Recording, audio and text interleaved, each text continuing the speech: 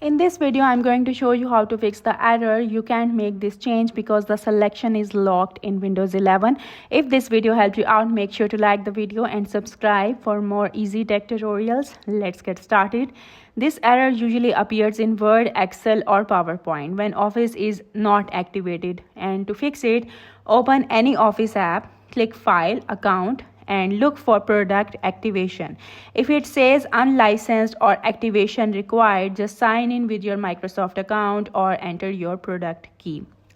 Sometimes editing is locked because the document has protection enabled. And to remove it, you need to go to the Review tab, click Restrict Editing. If you see restrictions, select Stop Protection. If a password is required, you will need the password set by the document owner.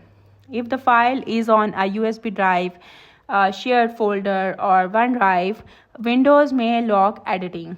Try moving the file to your desktop or document folder, then open it again. And fix 4 is repair Microsoft Office. If the problem is caused by corrupted files, repairing Office helps. So you need to press Windows plus I to open settings, go to apps, installed apps, and then find Microsoft Office and click modify. Choose quick repair, and if needed, try online repair.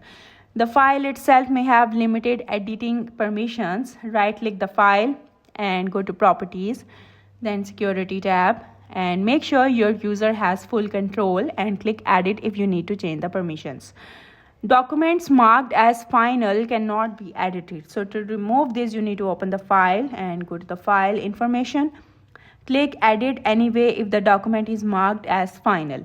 And that's it. These are the easiest way to fix this issue in Windows 11. I hope you liked the video. That's it for today. Thank you for watching.